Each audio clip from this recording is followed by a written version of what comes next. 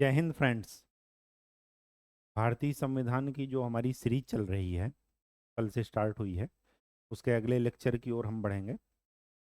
कल हमने ये देखा कि कैसे कंपनी ने, जो एक व्यापारी के रूप में यहाँ पर आई थी व्यापार करने, वो कैसे जो है यहाँ के प्रशासन में, यहाँ के नागरिकों की दैनिक जीवन के राजनीतिक अधिकारों में, सभी में हस्तक्षेप करने लगी।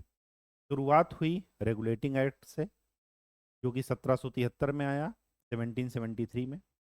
फिर उसका बैकग्राउंड आने का क्या था ये भी हमने बताया कि कंपनी को जो है घाटा होने लगा दस्तक व्यवस्था से, और वो इतने बड़े क्षेत्र को जो है एडमिनिस्ट्रेशन, मतलब उसका प्रशासन करने में वो सक्षम नहीं थी। अधिकारियों ने इसका फायदा उठाया। जब भी सेंट्रल अथॉरिटी कमजोर रहेगी, स्वाभाविक सी बात है कि जो अधिकारी लोग रहेंगे वो क्या करेंगे, अपने को मजबूत करेंगे। ठीक, और इसी कारण से विद्रोह होता है। विद्रोह ना होने पाए, इसके लिए जरूरी था कि अधिकारियों का वेतन बढ़ाया जाए, और अधिकारियों को दी जाने वाली सुविधा, जिसे आप दस्तक कहते थे, उसको क्या कर दिया गया, खत्म कर दिया गया। साथ में साथ उनको निजी व्यापार की जो अनुमति थी वो भी खत्म कर दी गई। ठीक। ठीक, इसके बाद पिट्स इंडिया एक्ट आया। पिट्स इंडिया एक्ट में हमने ये देखा कि दो कंट्रोलिंग बॉडी हो गई, एक हो गया बोर्ड ऑफ कंट्रोल और दूसरा हो गया board of directors. Board of control supreme authority थी, उसके नीचे था board of director. Board of control और बोर्ड ऑफ डायरेक्टर की ये जो व्यवस्था थी, इसको एक नया नाम देते थे, जिसको कहते थे डुअल सिस्टम ऑफ गवर्नमेंट या द्वैध शासन। ठीक। तो 1784 में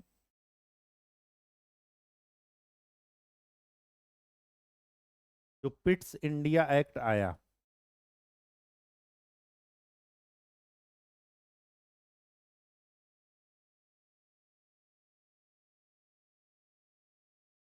यहाँ से बोर्ड ऑफ कंट्रोल की स्थापना हुई, और दो गवर्निंग बॉडी हो गई, एक हो गया बोर्ड ऑफ डायरेक्टर और दूसरा हो गया बोर्ड ऑफ कंट्रोल। यह थी सुप्रीम अथॉरिटी, फाइनल डिसीजन इसी का था। इससे पहले क्या था, बोर्ड ऑफ डायरेक्टर्स था। अब बोर्ड ऑफ कंट्रोल को वो सारी सुविधाएं प्राप्त हो गई जो एक सुप्रीम अथॉरिटी को प्राप्त होती हैं, जैसे कि कंपनी को अपने क्षेत्र का विस्तार करना है, कितना करना है, किस राजा के साथ संधि करनी है, किस राजा के साथ युद्ध करना है, ये सारा डिसीजन बोर्ड ऑफ कंट्रोल लेगा।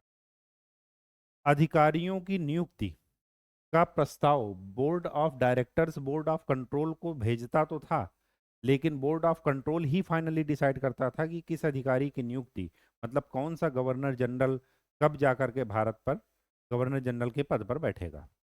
ठीक। तो सारी सुप्रीम अथॉरिटी किसके पास थी, बोर्ड ऑफ कंट्रोल के पास। सारा राजनीतिक और प्रशासनिक, वो क्या था, बोर्ड ऑफ कंट्रोल बॉडी। जो भी व्यापार से रिलेटेड था वो था बोर्ड ऑफ डायरेक्टर्स। ठीक। तो यहां पर इस सिस्टम को बोलते हैं डुअल सिस्टम ऑफ गवर्नमेंट।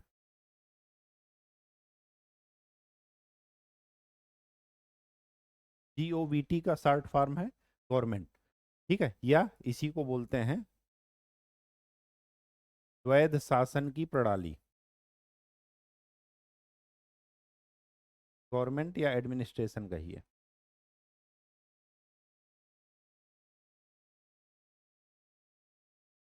अब ये जो द्वैध शासन की प्रणाली शुरू हुई, ये कब जाकर के खत्म हुई, ये कब जाकर के खत्म होगी, ये तब खत्म होगी जब कंपनी का शासन खत्म होगा और इंग्लैंड की महारानी का शासन आएगा, या इंग्लैंड गवर्नमेंट का शासन आएगा। तो जाकर के ये खत्म होगा 1858 में।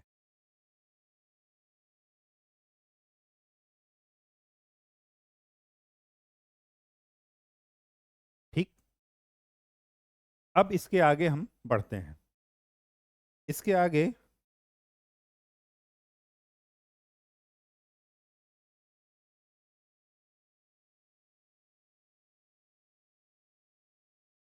एक एक्ट आया 1793,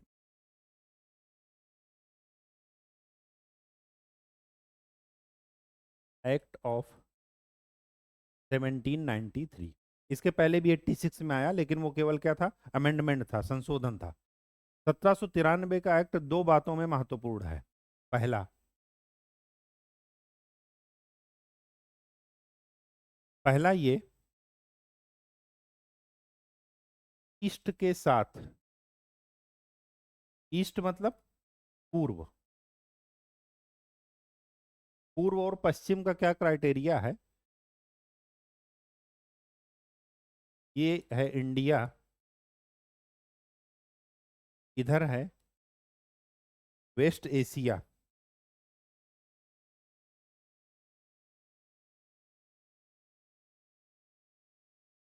ये एशिया का क्या है, पश्चिमी किनारा। इसके बाद यहां पर आ जाता है अफ्रीका, और अफ्रीका के ठीक ऊपर आ जाता है यूरोप।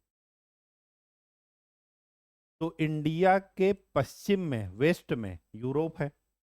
ये तो आपको पता होगा कि नॉर्थ में, मैप में नॉर्थ ऊपर होता है, साउथ नीचे, ईस्ट राइट में, और वेस्ट लेफ्ट में। तो इंडिया के लेफ्ट में है यूरोप, तो इंडिया के वेस्ट में है यूरोप। तो इंडिया के लिए क्या हुआ, ये पश्चिम किनारा, और वेस्ट, यूरोप के ईस्ट में क्या है, इंडिया। तो यूरोप के लिए क्या हुआ, ये पूर्व, ईस्ट। इसीलिए यहां पर कहा गया कि ईस्ट के साथ व्यापार करने की समय सीमा को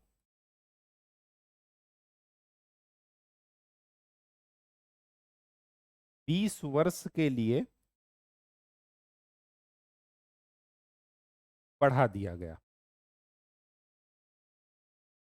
बढ़ा दिया गया मतलब एक्सटेंड किया गया।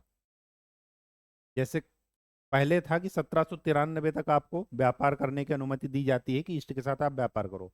1793 में क्या किया कि 20 वर्ष और एक्सटेंड कर दिया।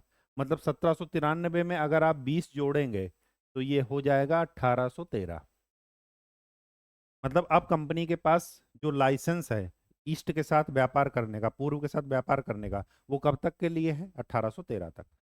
तो 1793 के एक्ट में क्या किया गया कि पूर्व के साथ व्यापार करने के लिए जो समय सीमा थी कंपनी की, वो 20 वर्ष क्या कर दी गई, एक्सटेंड कर दी गई। ये जो समय सीमा एक्सटेंड की गई, इस समय तक इसका व्यापार पर एकाधिकार था।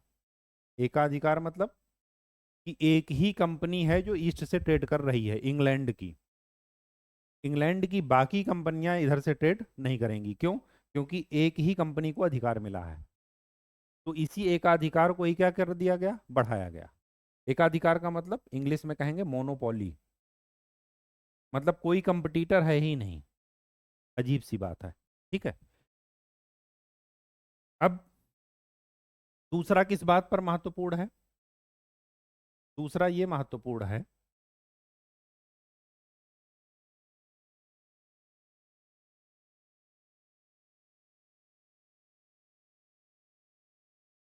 दूसरा इस कारण से महत्वपूर्ण है कि 1773 के एक्ट में हमने देखा कि गवर्नर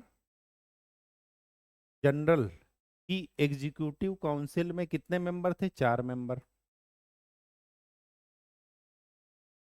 1784 के एक्ट में, पिट्स इंडिया एक्ट में, हमने बताया कि इसमें मेंबर की संख्या क्या कर दी गई, कम कर दी गई। तो एग्जीक्यूटिव काउंसिल में कितने मेंबर हो गए, 3 मेंबर। अब यहां पर क्या किया गया 1793 में, 1793 में यह किया गया कि जो कमांडर इन चीफ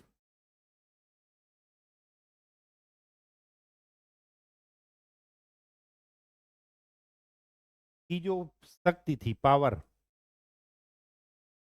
वो किसको दे दी गई, गवर्नर जनरल को। बंगाल का गवर्नर जनरल ही बंगाल का गवर्नर ही बंगाल का गवर्नर जनरल बन गया था 1773 में ही। दूसरी बात, यहां पर एक चीज और घटना घटित हुई इसी में, जब ये सुप्रीम बन गए गवर्नर जनरल बंगाल के, ये बंगाल के हैं, तो यहां पर क्या हुआ कि जो निर्णय लेने की शक्ति है,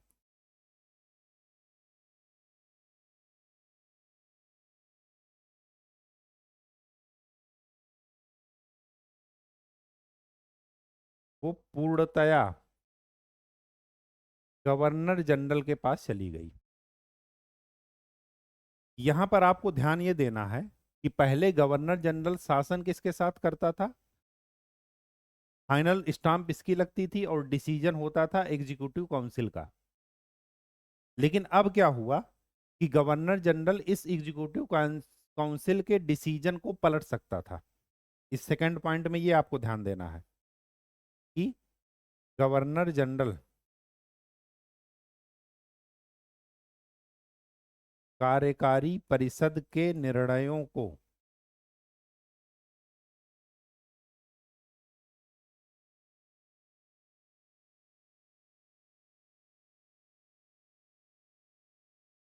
निर्णयों को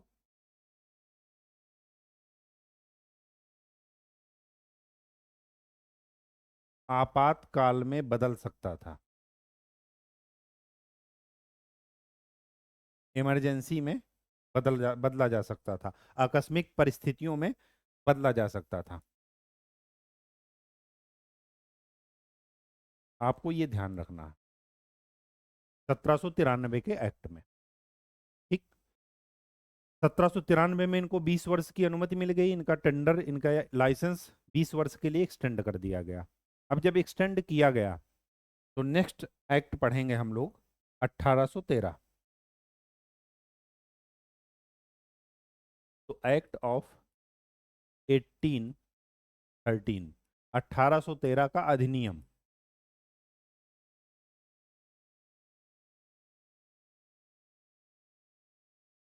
अधिनियम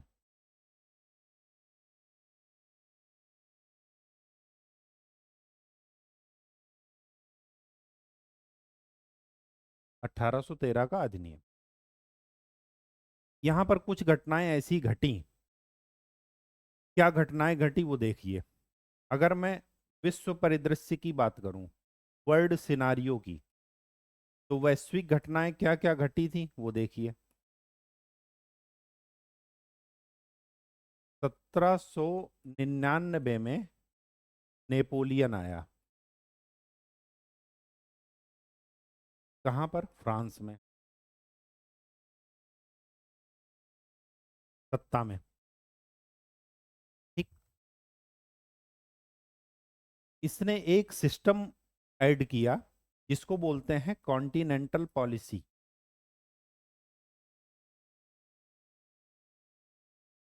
कॉन्टिनेंटल पॉलिसी को हिंदी में बोलते हैं महाद्वीपीय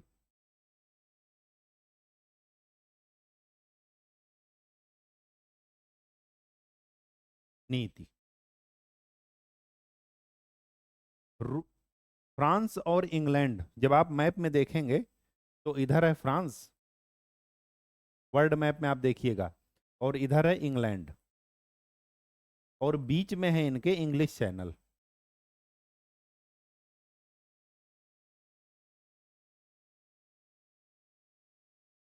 इंग्लिश चैनल है, और यहीं पर एक जल संधि है जिसको जिसको कहते हैं डेविस स्ट्रेट।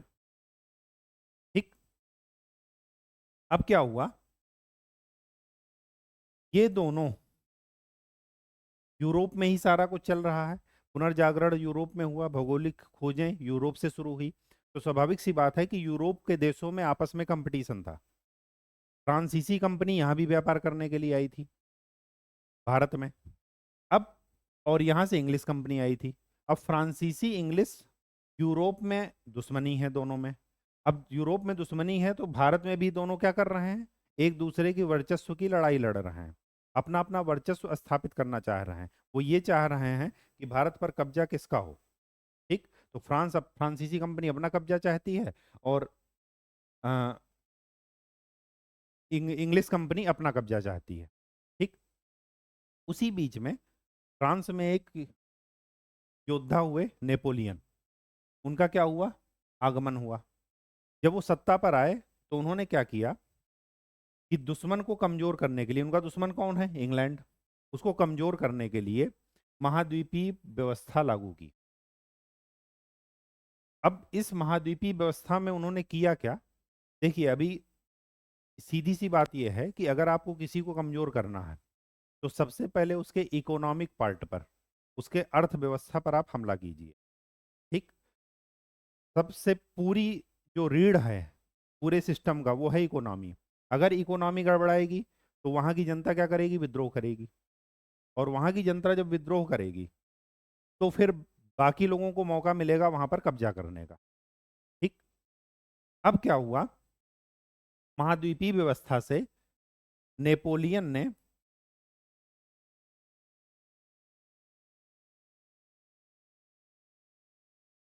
इंग्लैंड के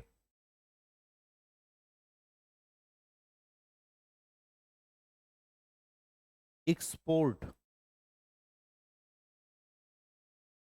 को ब्लॉक करना शुरू किया।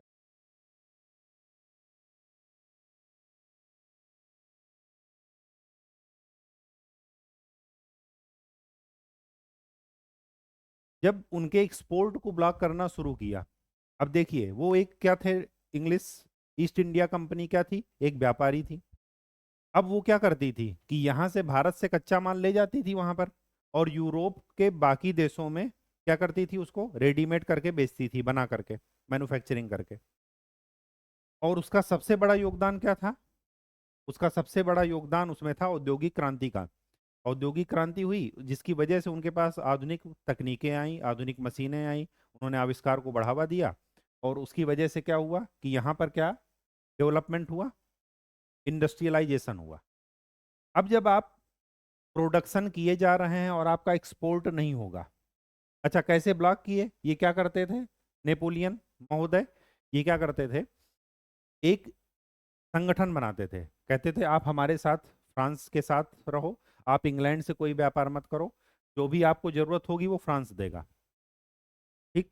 और मौके पर दे नहीं पाए। जब मौके पर दे नहीं पाएंगे तो बाकी लोग अपनी गद्दी बचाने के लिए, जब वहां की जनता विद्रोह करेगी तो धीरे धीरे फ्रांस का साथ छोड़ने लगे। अब हुआ क्या कि जब एक्सपोर्ट आपका बंद हो गया तो स्वाभाविक सी बात है कि बाहर के देशों में एक्सपोर्ट बंद है, तो आप एक्सपोर्ट करेंगे कहाँ? अपने उपनिवेश में ही करेंगे। तो वहां के लोगों ने, वहां के इंडस्ट्रियलिस्ट ने क्या किया? सरकार पर दबाव बनाया। उन्होंने कहा कि जो ईस्ट इंडिया कंपनी को आपने एकाधिकार दिया है, मोनोपोली दिया है ईस्ट के साथ व्यापार करने के लिए, आप उस मोनोपोली को खत्म कीजिए। अब सरकार दबाव में थी। दबाव में इस तरीके से थी कि उन्होंने क्या किया था? कंपनी को पैसा दे रखा था, कर्ज दे रखा था, कंपनी को कंट्रोल कर रही थी। अब जब कंपनी को कंट्रोल कर रही थी और जिसको आप कंट्रोल कर रहे हैं अगर आप उसी को छूट देंगे, उसके हित में काम नहीं करेंगे, तो स्वाभाविक सी बात है कि वहां से आप उसका शोषण नहीं कर पाएंगे, वहां से आप उसका अपने हिसाब से फायदा नहीं उठा पाएंगे। तो क्या हुआ? सरकार पर दबाव बना। सरकार पर दबाव बनाने वाले कौन थे? इंडस्ट्रियलिस्ट से, पूंजीपति। कहाँ के? ब्रिटेन के, इंग्लैंड के पूंजीपतियों का दबाव। दबाव क्यों पड़ा? इस कॉन्टिनेंटल पॉलिसी के कारण। अब क्या हुआ कि सरकार बाध्य हुई।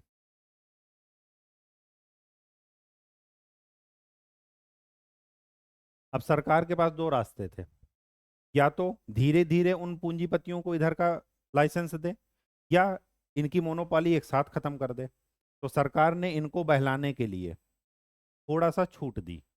ठीक। और छूट जो दी वही हमारे इस 1813 के अधिनियम के इंपॉर्टेंट पॉइंट्स हैं, महत्वपूर्ण बिंदु हैं। तो पहला क्या था कि ईस्ट इंडिया कंपनी की का एकाधिकार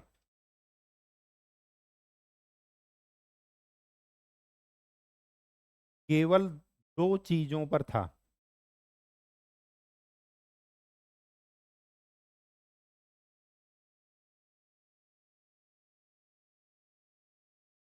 केवल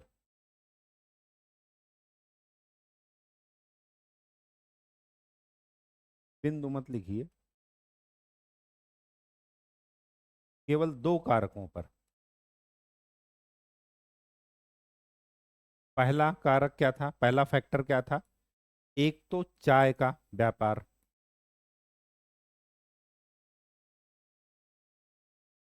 चाय का व्यापार मतलब ईस्ट के साथ जो चाय आएगी, चाय का जो ट्रेड होगा वो केवल और केवल ईस्ट इंडिया कंपनी करेगी, बाकी कोई भी कंपनी नहीं करेगी। ठीक। और दूसरा, चीन के साथ व्यापार, जो चाइना है ना उसके साथ व्यापार। तो सीधी सी बात यह है, 1813 के अधिनियम में क्या किया गया कि चाय और चीन को छोड़ करके बाकी सारे रूट पर आपको सारी मार्केट क्या कर दी गई, दूसरी कंपनियों के लिए भी खोल दी गई। ठीक। उदारीकरण शुरू हो गया, मतलब बाकी पूंजीपति भी, बाकी इंडस्ट्रियलिस्ट भी क्या कर सकते थे, अब ईस्ट के साथ ट्रेड कर सकते थे। ठीक। अब ईस्ट के साथ ट्रेड करेंगे, स्वाभाविक सी बात है कि उनकी इकोनॉमी क्या करेगी, बूम करेगी। जब बूम करेगी पैसा आएगा। इन्होंने क्या किया था, इसी पैसे को रोकने के लिए महाद्वीपीय व्यवस्था बनाए थे। और महाद्वीपीय व्यवस्था बनाए थे तो उसको लागू फॉलो नहीं कर पाए, क्यों? क्योंकि उनके पास इतने रिसोर्सेज नहीं थे। तो जो इनके एलियांस थे, जो इनके साथ में, इनके गुट में जो देश शामिल थे, वो धीरे धीरे इनका साथ छोड़ते गए। ठीक। तो ये तो हुआ वैश्विक परिदृश्य में क्या चल रहा था। भारतीय परिदृश्य में क्या चल रहा था, भारतीय परिदृश्य में, भारतीय परिदृश्य में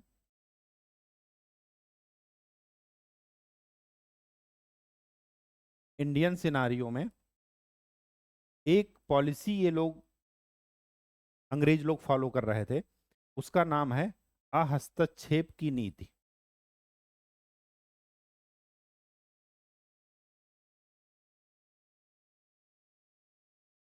पॉलिसी ऑफ लेसेज फेयर। ठीक।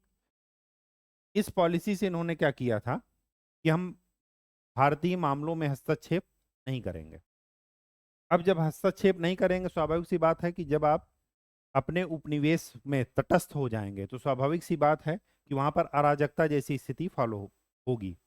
उसका मौका, उस स्थिति का फायदा कोई दूसरा उठाना चाहेगा।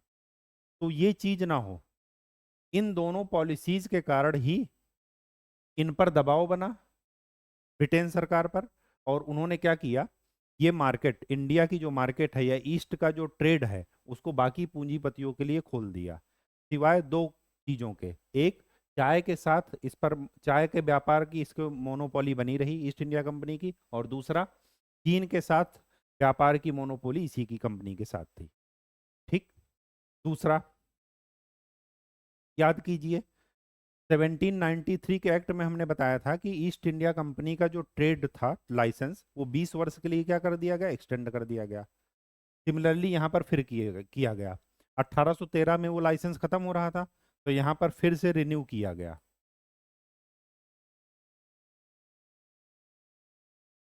मतलब उनको फिर से व्यापार का अधिकार दिया गया।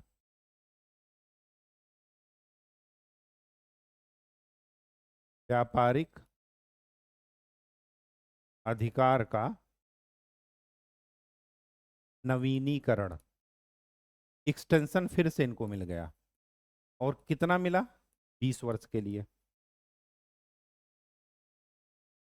कितना मिला, 20 वर्ष। ये 20-20 वर्ष करके ही बढ़ाते थे।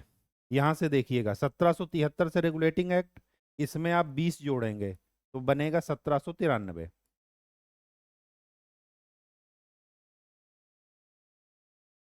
1793 में फिर 20 जोड़ेंगे तो बनेगा 1813। फिर इसमें 20 जोड़ेंगे तो बनेगा 1833। और फिर इसमें 20 जोड़ेंगे तो बनेगा 1853। तो 1773 से जो रेगुलेटिंग एक्ट शुरू हुआ, उसमें कंपनी को इसी 20-20 वर्ष की तरह रेगुलेट करना शुरू किया। चाहते तो 100 साल के लिए, 50 साल के लिए इकट्ठा दे देते, लेकिन क्या कर रहे थे, चेक एंड बैलेंस की, पहले थोड़ा सा छूट देते थे, फिर देखते थे कि क्या परिणाम रहा उसका, ताकि अगली बार पॉलिसी चेंज करने के लिए कुछ ना कुछ स्कोप बचा रहे। इसीलिए 20-20 वर्ष का एक्सटेंशन देते रहे। तो 1793 में 20 वर्ष का एक्सटेंशन मिला था, 1813 में खत्म हो रहा था, फिर से 20 वर्ष का क्या कर दिए, एक्सटेंशन दे दिए, 20 ईयर्स का। ये दूसरा पॉइंट आपको ध्यान में रखना है। ठीक। और तीसरा पॉइंट आपको जो ध्यान में रखना है,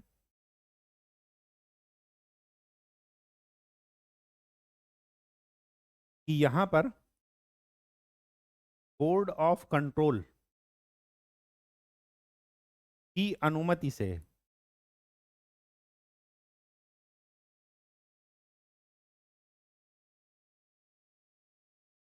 ब्रिटेन के अधिकारी, ऑफिसर्स, सैनिक, व्यापारी, ये सब भारत में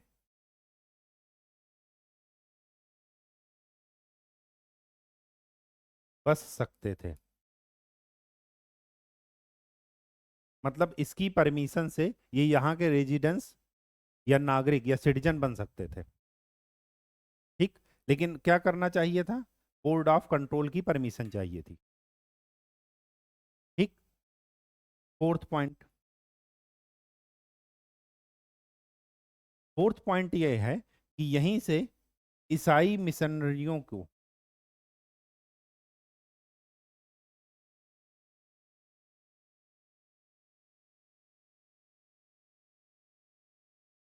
धर्म प्रचार की अनुमति दी गई। और अनुमति जो दी गई उसमें कोई इफ एंड बट नहीं था, मतलब कोई रूल्स रेगुलेशंस नहीं थे। और इन्होंने इतने धड़ल्ले से कन्वर्जन कराया कि जो भी आप लोकल विद्रोह देखेंगे, आगे हम पढ़ेंगे हिस्ट्री में, लोकल विद्रोह जो भी आप देखेंगे वो इन्हीं धर्म प्रचारकों के कारण हुआ। क्यों? क्योंकि इनमें कोई भी कंट्रोल नहीं था। ये किस लेवल तक कन्वर्जन के लिए जा सकते थे उस पर कोई रूल और रेगुलेशन था ही नहीं। ठीक, और फिफ्थ पॉइंट जो इसमें ध्यान में रखना है वो ये कि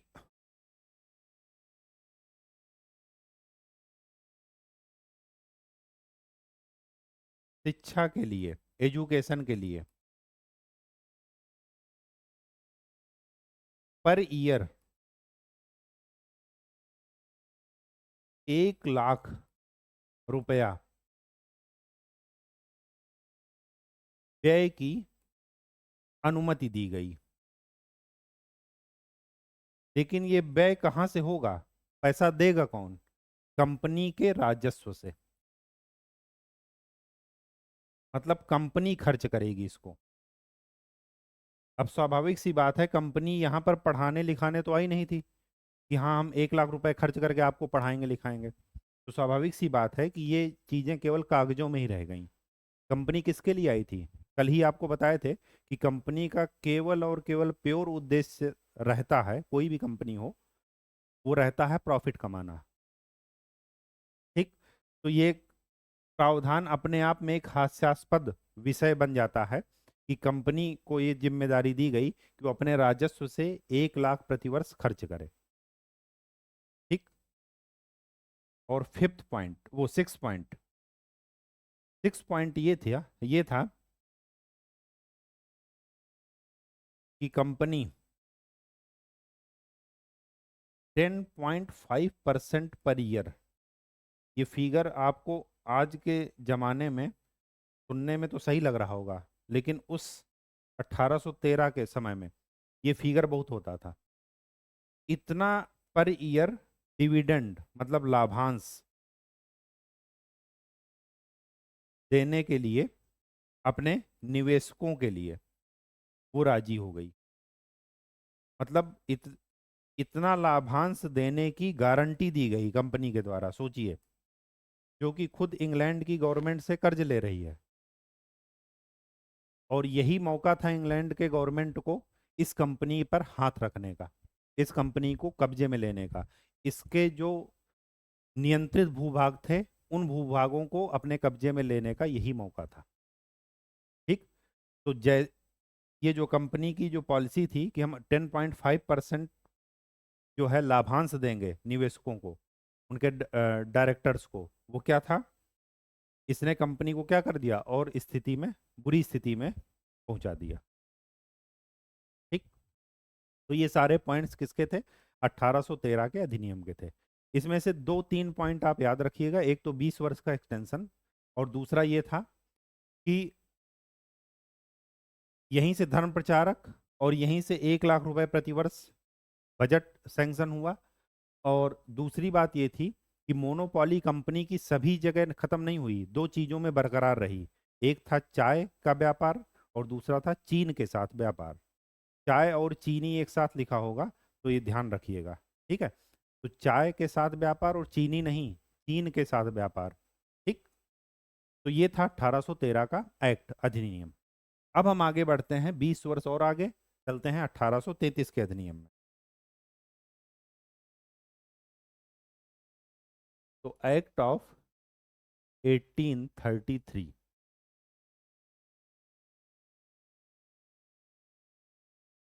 इस एक्ट में क्या था, एक सबसे बिगेस्ट चेंज जो था वो ये था कि 1773 में रेगुलेटिंग एक्ट में जो बंगाल का गवर्नर था, जी का मतलब गवर्नर, उसे कहा गया बंगाल का गवर्नर जनरल। और ऐसा होने वाले पहले व्यक्ति कौन थे? Warren Hastings.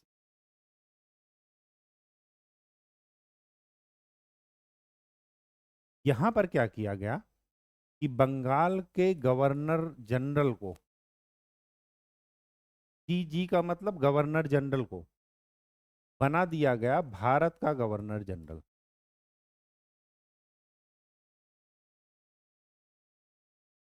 और ऐसा पद पाने वाले पहले व्यक्ति थे Lord William Bentinck. Lord William Bentinck, ये पहले व्यक्ति थे भारत के गवर्नर जनरल बनने वाले। दूसरा जो पॉइंट था इसमें वो ये था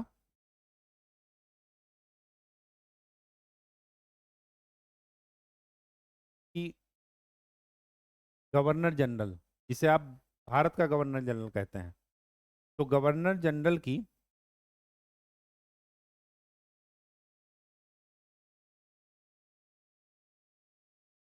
सहायता के लिए जो एग्जीक्यूटिव काउंसिल थी, कार्यकारी परिषद, 1773 में मेंबर कितने थे? 4 मेंबर थे। 1784 में फिट्स इंडिया एक्ट में मेंबर घटाकर कितने हो गए? 3। और यहाँ पर फिर से मेंबर 4 हो गए। इन 3 में मैंने बताया था कि एक पद था कमांडर इन चीफ का, सेनापति का, ठीक। तो इस 3 में चौथा पद कौन सा ऐड हुआ? तो जो चौथा था ये था विधि सदस्य।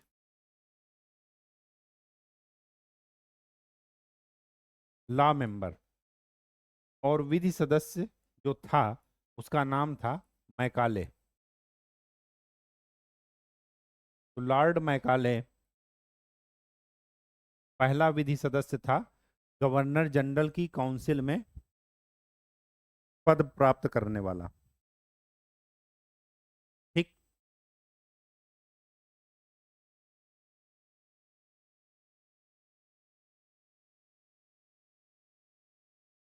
तीसरी जो बात थी, खास बात ये थी, खास बात क्या थी इस तीसरी में?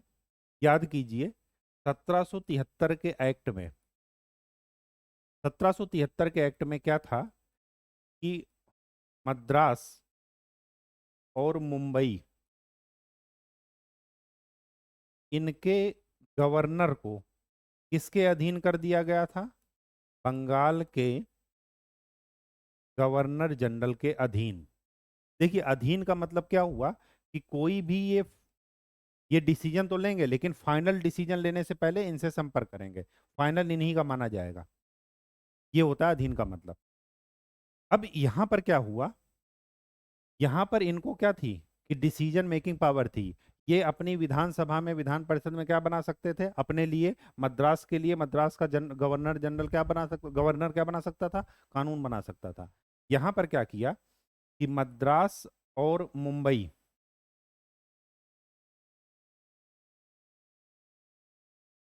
के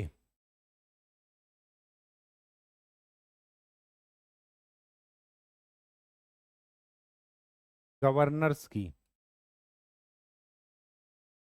जो विधायिका शक्ति है, विधायिका शक्ति मतलब कानून बनाने की शक्ति, वो समाप्त कर दी गई। अब ये कानून ही नहीं बना सकते। अब सारे कानून कौन बनाएगा? भारत का गवर्नर जनरल। और भारत का गवर्नर जनरल कौन है? जो बंगाल का गवर्नर जनरल है। ठीक। तो अभी तक क्या था कि ये तुम कानून तो बनाते थे, लेकिन इनसे क्या करते थे? परमिशन लेते थे, इनसे अप्रूवल लेते थे। अब क्या किया? अब ये कानून बनाने से भी इनको क्या कर दिया गया? खत्म कर दिया गया। और ये कहा गया कि अब आप कुछ भी नहीं करेंगे। सब कुछ कौन कंट्रोल करेगा? बंगाल का गवर्नर जनरल। और बंगाल का गवर्नर जनरल ही क्या है? भारत का गवर्नर जनरल। ठीक। अब जो कानून इन्होंने बनाए थे पहले, ये तो शक्ति से, अभी विधायिका की शक्ति से क्या कर दिया गया? लेजिस्लेटिव पावर से अभी 1833 में इनको आउट किया गया, मतलब 1833 में इनकी शक्ति ये छीनी गई। उससे पहले इन्होंने जो कानून बनाए थे, पहले के कानूनों को बोलते हैं नियामक कानून।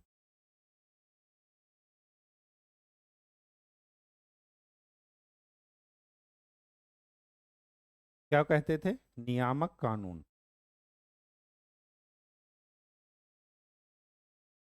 और अब तो इनकी शक्ति ही खत्म है। तो अब इनका कानून कौन बनाएगा? बंगाल का गवर्नर जनरल। और बंगाल का गवर्नर जनरल ही क्या है? भारत का गवर्नर जनरल। तो जो बाद के कानून हैं उनको कहा गया एक्ट या अधिनियम।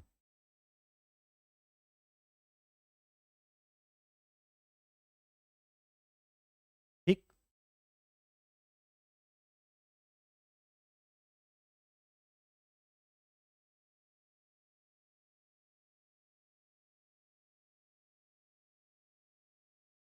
चौथा पॉइंट यहां पर ये था, इस पॉइंट को हाईलाइट ये कर लीजिएगा, क्योंकि ये इसमें लागू नहीं था, खाली प्रपोजल था। और वो प्रपोजल क्या था? वो प्रपोजल ये था कि सिविल सर्विसेज के लिए ओपन कंपटीशन, खुली प्रतियोगिता का आयोजन। लेकिन बोर्ड ऑफ कंट्रोल ने ऑब्जेक्शन किया और कहा कि ये पॉसिबल नहीं है। विरोध किया। ऑब्जेक्शन किया का मतलब विरोध किया। और जब विरोध किया तो ये लागू नहीं हो पाया। जब लागू नहीं हो पाया तो हम इसको ध्यान देंगे कि अगर आपसे पूछा जाए कि सिविल सर्विसेज रिक्रूटमेंट के लिए एक ओपन कंपटीशन कब से शुरू हुआ, तो कभी भी आप 1833 के अधिनियम का नाम नहीं लेंगे। क्यों? क्योंकि इसमें प्रपोजल तो था, लेकिन ये बोर्ड ऑफ कंट्रोल ने क्या कर दिया? इसको अपोज किया। और जब अपोज किया तो ये लागू नहीं हुआ। ठीक। तो 1833 के बाद 20 वर्ष और जोड़िए। अच्छा, इसमें सब में कॉमन पॉइंट एक यही है कि 20 वर्ष के लिए उसका लाइसेंस क्या कर दिया गया? व्यापारिक लाइसेंस उसका क्या कर दिया गया? बढ़ा दिया गया। लेकिन यहाँ पर एक बात और आपको ध्यान में रखनी है। वो क्या रखनी है? वो इम्पॉर्टेंट है। ईस्ट इंडिया कंपनी की का एकाधिकार समाप्त। पहले एकाधिकार दो चीजों पर मिला था 1813 में, एक चाय के व्यापार पर और एक चीन के साथ व्यापार पर।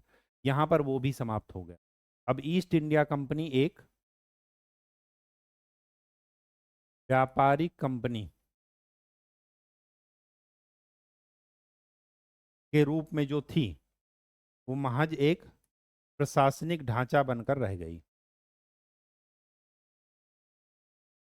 उसको सारी छूट जो मिली थी वो सब की सब खत्म हो गई। तो 3 पॉइंट यहां पर याद रखिएगा आप। पहला कि मोनोपोली खत्म। दूसरा, बंगाल के गवर्नर जनरल को भारत का गवर्नर जनरल कह दिया गया। और तीसरा, मुंबई और मद्रास की गवर्नर की जो विधायिका शक्ति थी वो पूरी की पूरी खत्म कर दी गई। ठीक। यहां पर आप ये भी नोट कर लीजिए कि अब इनको ये शक्ति मिलेगी कब? ये मिलेगी 1861 में। और हमने, अगर आप शुरू से देखें कि 1773 से लेकर के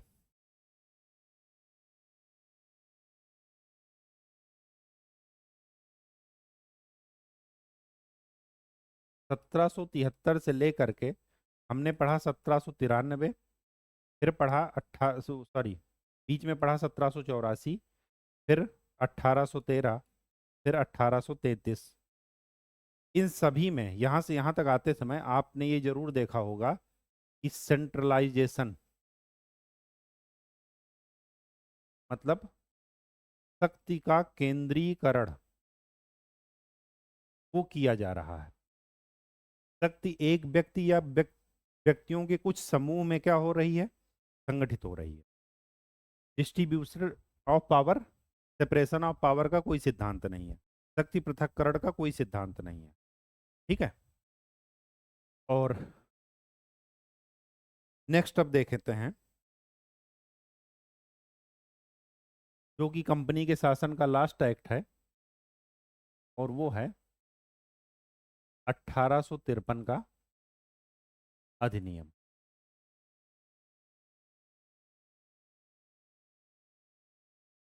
1853 के अधिनियम में 20 वर्ष के लिए एक्सटेंशन नहीं मिला। बाकी सभी अधिनियम में 20 वर्ष का एक्सटेंशन मिला था। 1773 में मिला तो 1793 में, फिर 20 वर्ष का मिला तो 1813 में, फिर 20 वर्ष का मिला तो 1833 में, यहाँ पर 20 वर्ष का मिला तो 1853 में। यहाँ पर 20 वर्ष की टाइमलाइन नहीं लिखी गई, यहाँ पर लिखी गई जब तक संसद चाहे। कौन सी संसद? ब्रिटेन की संसद।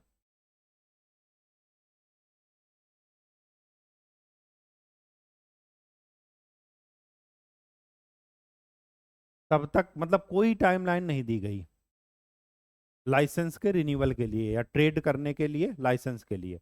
उसमें ये लिखा गया कि जब तक ब्रिटेन की संसद चाहे तब तक आप क्या कीजिए? ट्रेड कीजिए।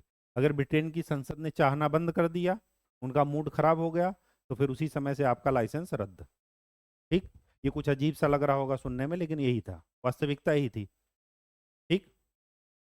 रूल्स और रेगुलेशंस इसीलिए बनते हैं, एक्ट इसीलिए बनते हैं, ताकि किसी एक व्यक्ति की मर्जी के खिलाफ, एक व्यक्ति की मर्जी से शासन ना चले, चीजें लिखित में हो। इसीलिए संविधान बनाया गया, अदरवाइज संविधान बनाने की कोई जरूरत ही नहीं थी। ठीक। तो यहां पर एक आपको ये ध्यान में रखना है कि कोई टाइमलाइन नहीं लिखी गई, सिर्फ ये लिखा गया कि जब तक ब्रिटेन की संसद चाहे तब तक आप क्या कीजिए? व्यापार कीजिए। ठीक है।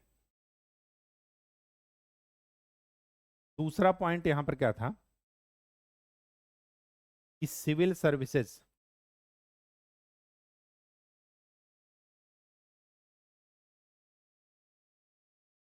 का ओपन कंपटीशन शुरू हो गया। 20 वर्ष में बोर्ड ऑफ कंट्रोल को समझ में आ गया कि अब स्थितियां क्या हैं, हाथ से निकल रही हैं। तो फिर उनको क्या, उन्होंने क्या ये बात मान ली कि ओपन कंपटीशन, मतलब खुली प्रतियोगिता सिविल सर्विसेज के लिए, अपॉइंटमेंट के लिए शुरू की जाए। ठीक। तीसरी बात ये थी कि यहाँ पर 6 सदस्यीय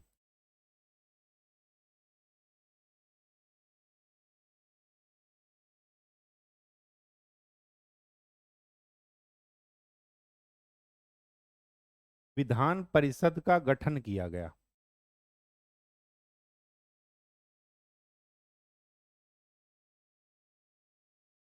इसमें वही प्रोसेस अपनाया जाता था विधेयक पास करने में जो ब्रिटेन की संसद में अपनाया जाता था, इसलिए इसको बोलते हैं भारतीय परिषद। लेकिन इंटरेस्टिंग बात ये थी वो क्या थी?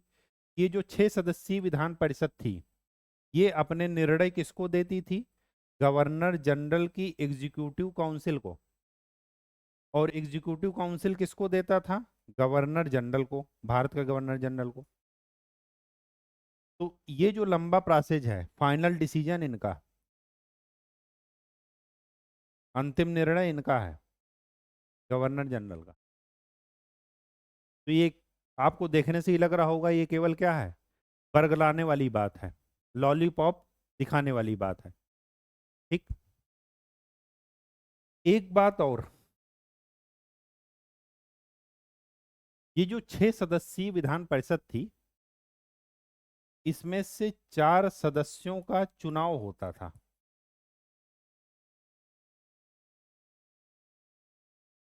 और चुनाव के लिए जो चुनाव क्षेत्र थे वो 4 थे। इन चारों का नाम आप याद रखिएगा। 3 तो बहुत फेमस हैं, ये तो आपको याद रखेंगे ही रहेंगे, बंगाल, मद्रास, मुंबई। जो चौथा था वो था आगरा। ये वर्ड जरा ध्यान रखिए। ठीक। अगली बात इस अधिनियम में क्या हुई 1853 में, कि विधि सदस्य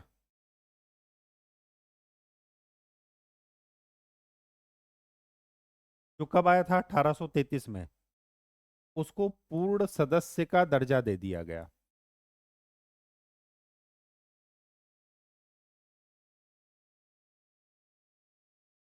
मतलब अब एग्जीक्यूटिव काउंसिल में कितने लोग रहेंगे? 4। ठीक। ये जो 6 सदस्यीय विधान परिषद थी, इसमें से कुछ तो क्या होते थे, मतलब इन 4 का तो चुनाव होता था, बाकी 2 क्या किए जाते थे? वो अपॉइंट किए जाते थे डायरेक्ट, उनका चुनाव नहीं होता था,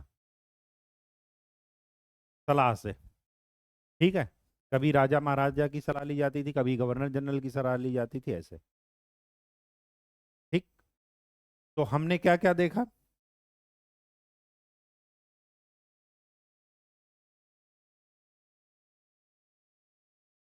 हमने ये देखा कि 1773 को रेगुलेटिंग एक्ट आया।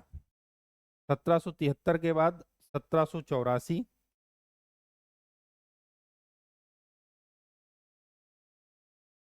फिर 1793। 1784 इस वजह से याद किया जाता है क्योंकि यहाँ पर डुअल सिस्टम आया, द्वैध शासन। ठीक। द्वैध शासन किसका? एक तो कंपनी का, और एक ब्रिटिश गवर्नमेंट का, ब्रिटिश सरकार का। 2 लोग शासन कर। 1793, फिर आया 1813, फिर आया 1833, फिर आया 1853। 1833, 1773 में बंगाल का गवर्नर को बंगाल का गवर्नर जनरल बना दिया गया। 1833 में बंगाल के गवर्नर जनरल को भारत का, इंडिया का गवर्नर जनरल बना दिया गया। एक चीज यहां पर और हुई, ये जो गवर्नर जनरल थे यहाँ पर, लॉर्ड विलियम बेंटिक, ये उदारवादी दल से थे। उदारवादी मतलब लिबरलिज्म। जो क्या करते थे कि अगर 2 लोग आपस में झगड़ा कर रहे थे तो समझाने पर, उनको पीटने पर विश्वास नहीं रखते थे, समझाने पर कि भाई शांत रहो, शांत रहो। ठीक। अब इन्होंने यहाँ पर क्या किया, एक बहुत अच्छा स्टेप लिया। यहीं पर इन्हीं के समय, मतलब इसी एक्ट के थ्रू दास प्रथा का उन्मूलन हुआ। ये भी आप याद रखिएगा। दास प्रथा यहाँ से समाप्त कर दी गई। और वो किस ईयर में समाप्त की गई? 1843 में। इस एक्ट के पास होने के 10 साल बाद ये वाला कानून बना। इस एक्ट में ये चर्चा थी कि दास प्रथा को खत्म करेंगे, लेकिन कब खत्म करेंगे ये फाइनल नहीं था। फाइनल 1843 में हुआ, और 1843 के बाद दास प्रथा को अ, अवैध घोषित कर दिया गया। मतलब वो जो है प्रचलन में नहीं है। ठीक। यहां से open competition for civil services, इन सभी में जब हम यहाँ से यहाँ आएंगे तो सिर्फ एक ही चीज कॉमन है, वो ये कि सत्ता का केंद्रीकरण, शक्ति का केंद्रीकरण, सेंट्रलाइजेशन ऑफ पावर, वो बढ़ रही है। और बढ़ते बढ़ते यहाँ तक पहुंच करके पीक हो गया। और जब पीक हो गया तो 1857 का विद्रोह हो गया। अब जब 1857 का विद्रोह हो गया तो फिर हमारे पास, सॉरी, ब्रिटिश गवर्नमेंट को एक मौका मिला कि कंपनी जो है सही शासन नहीं कर रही, जबकि देखा जाए तो यहीं से ब्रिटिश गवर्नमेंट ही शासन कर रही है, कंपनी केवल एक क्या है, मुखौटा है। ठीक। और इस आरोप प्रत्यारोप में ये कहा गया कि कंपनी का शासन हटाओ और डायरेक्ट क्या है, ब्रिटिश शासन वहां पर लाओ। तो इसके आगे जो भी हम पढ़ेंगे वो क्या होगा, कंपनी का ना हो करके ब्रिटिश सरकार के सारे अधिनियम होंगे। ठीक है। तो तब तक आप इसको रिवाइज कीजिए। आज के लिए इतना ही। आशा करते हैं कि आपको ये वीडियो समझ में आ रहे होंगे, पसंद आ रहे होंगे। ठीक है। कोई आपकी स्पेसिफिक डिमांड है, कोई विशेष मांग हो कि इस टॉपिक पर आप वीडियो बनाएं या इस टॉपिक की जानकारी हमें दें, तो आप कमेंट सेक्शन में कह सकते हैं। ठीक है। तब तक के लिए धन्यवाद। खूब अच्छे से पढ़ाई कीजिए, मेहनत कीजिए। Thank you.